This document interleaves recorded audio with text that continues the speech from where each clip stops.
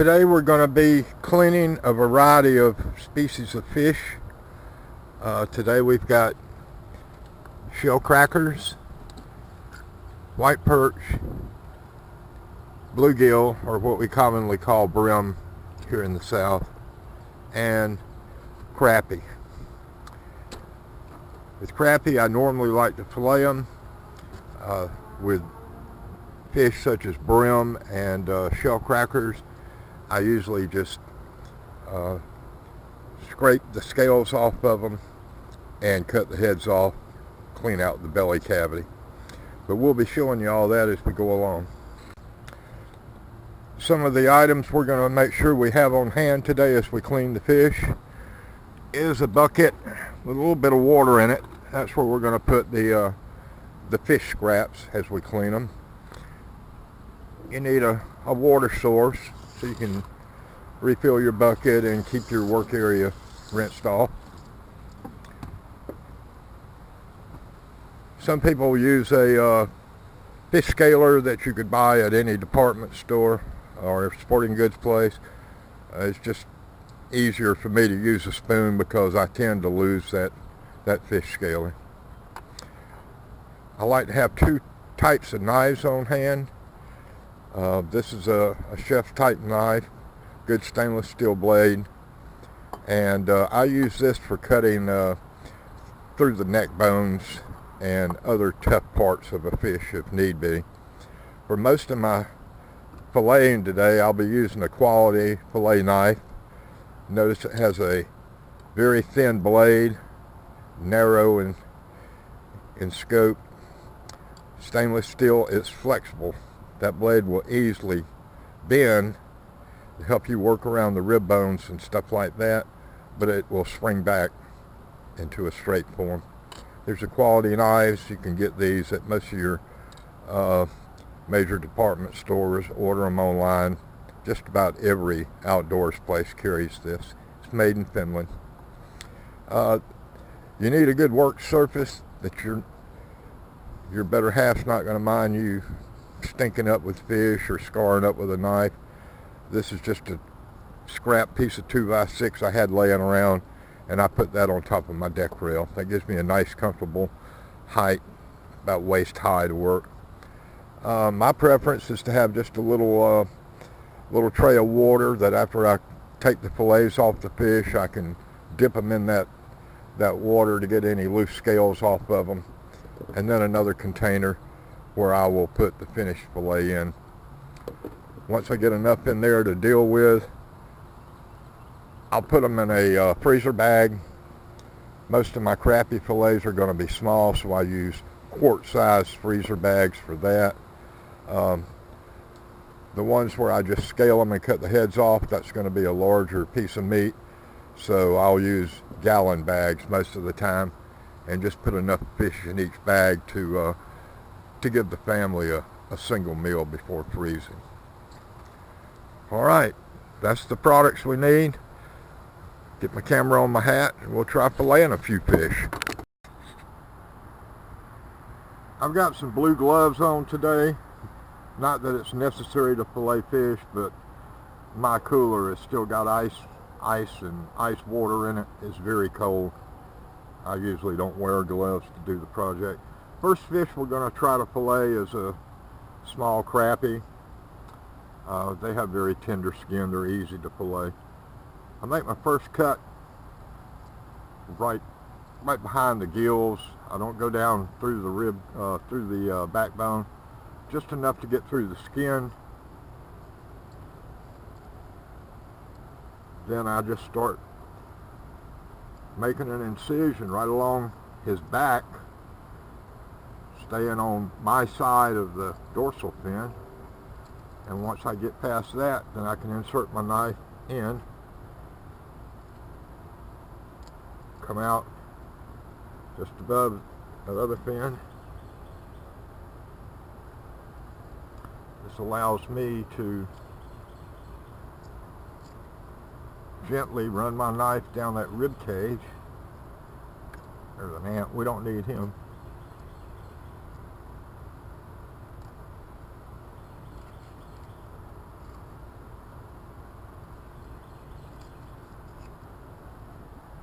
Okay, this is going to give us a fillet, no bones in this particular piece, with the skin.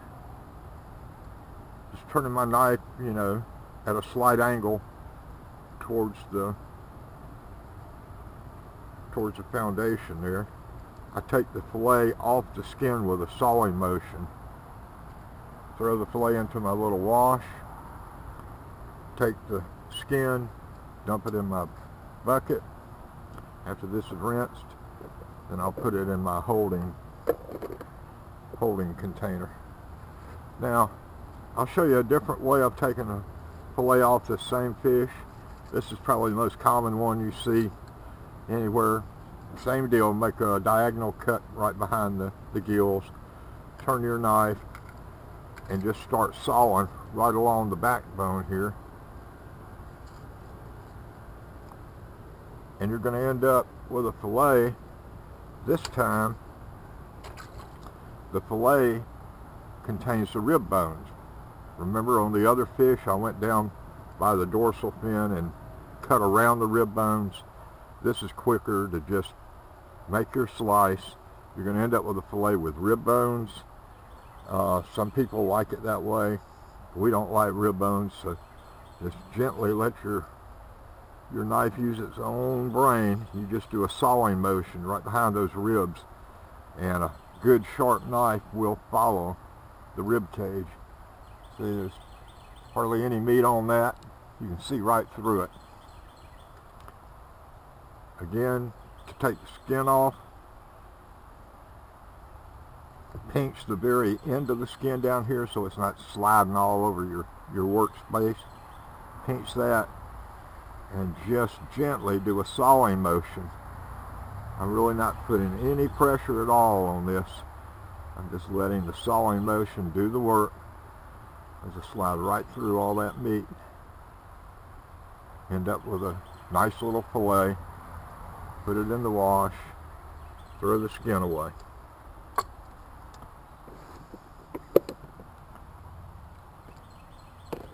Okay.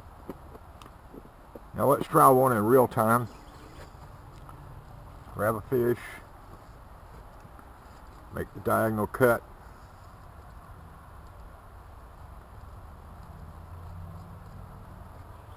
Make an incision right along the back next to the dorsal. Using just a gentle slicing motion. Let your knife just follow this spine down to the backbone. And then I like to just push my knife out about, behind the stomach cavity, all the way through to the other side, and then a sawing motion. You'll feel those backbones as you go through there.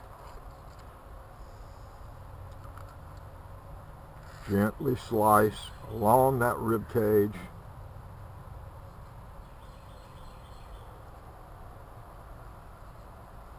Remove the fillet. Or if you want to take the side of the fish off and leave the rib cage in there, it's a lot quicker. This fish had eggs in it. Okay, you can see the rib cage here. Just very gently sawing motion. And this technique works with most fish. There are certain species of fish that require a different approach, such as flounder. But for most of your freshwater panfish, that's all there is to it. Okay, I think now it's time to try a different type of fish. Maybe we'll do a brim next time. I filleted maybe half dozen of these small crappies. You can see the fillets are not jumbo. They look really thin, but I always batter mine before I fry them, and that gives them a lot of bulk. This is really a perfect snack size. And I would recommend, if you have average size crappies, clean 5 or 6 fish at the most, and rinse the fillets, put them into your waiting bucket there. And this will make 2 good batches of fried fish right there. In my frying pan, I use a cast iron skillet. You can put maybe 5, 6 fillets at the most of this size, and I use just enough oil to cover the fish. And usually after I get 2 batches using a heavy breading, I like to just pour the oil out and start fresh on the next 2 batches. But sometimes, you know, if you don't overbread your fillets, you can get three batches in shallow oil frying. Okay, we're going to try a different type of fish. We'll clean him a little differently and see how that comes out. 25 or 30 crappies, and rather than stop to go resharpen my knife, I've got a spare. The fish we're going to try next is a white perch. Basically, the technique for filleting this is the same as what we just did on the others. I'll show you the quick way over here. Just make a slice through the skin and some of the meat right behind the gills. I'm not going all the way down in there. I'm not trying to cut him in half. And then I just turn my knife probably at about a 45-degree angle and just saw. This fillet is going to come off with the rib bone still in the fillet. You see I'm down almost to the very tip of the tail. Since fish are kind of slippery, you don't have to cut through that right now. You can just lay it over, and that's going to be our handle when we go to take the skin off the fish. But here you can see these rib bones. Very gently let your knife do the guiding for you. Just do some gentle sawing back and forth, and you'll feel that knife just follow that rib cage all the way down to the end. You'll be able to see right through that. Hardly any flesh left on that at all. Then, using this little piece of skin that we left attached to the tail of the fish, again, just gently slide your knife right underneath the meat, separating it from the skin. And you end up with a beautiful fillet. Absolutely no bones in that, and hardly any waste at all. That's just skin. Okay, we'll try another fish here in a minute, but meanwhile we'll go ahead and pause. Didn't pay attention the first time. We're going to try this again. Just want to get the knife blade behind the gills. I'll be honest with you, these white perch, the scales are a little tighter than they are on crappies. So the easiest fish I know of to fillet is a crappie. But these are not too hard as long as you have a sharp knife. Oops. Remove the rib cage.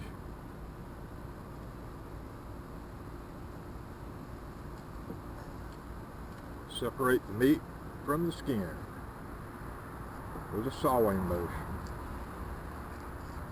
Trust me, this looks skillful. Any child could do that same thing. Once you try it, you'll be surprised how adept you are at getting the skin off of a fillet. Alright, that's it for filleting. We're going to try something else here in a minute. Fish.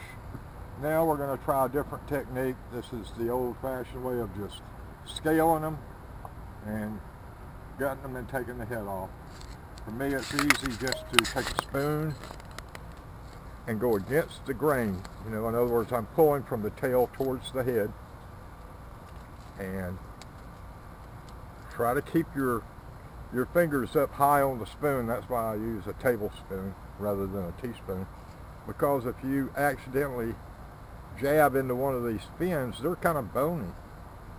They'll stick right up into you like a needle. Okay, we've done that side. Go to the next side. It's very easy to do. You can even get your kids to do this for you. I think little girls love it. Alright. We got the scales removed, and pretty much like we were doing before, we just cut right behind the gills. Except this time we're going to have the stomach cavity with the guts in it. I always like to cut down to the anal fin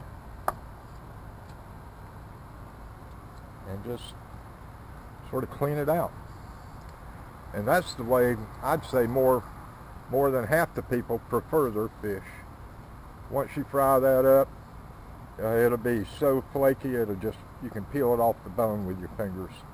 And I think you save a lot more meat by doing it this way as opposed to filleting with a knife. Alright, hope this was helpful. Thank you. I'm going to go back to showing you how to fillet a crappie from a different angle here. Take the knife, and you want to cut through the skin. I haven't scaled it, he's still got his scales on him. And then you can just start sawing right along that backbone down to the tail. Flip it over, remove the rib cage, the gentle sawing motion. You'll just have to follow that contour. Press the knife down to the skin at an angle. Remove the skin from the fillet. Very easy. We'll go ahead and do the other side real quick. Whoops, went too deep. That's alright, if you make a mistake, you can fix it.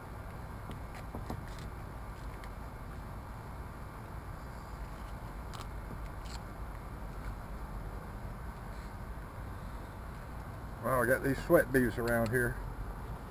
Meat bees. I think they're small yellow jackets.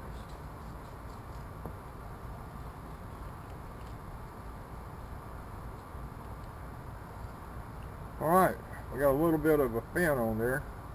Let's cut that right off. Pretty quick. Takes a couple of minutes to, probably a minute and a half for me to do it.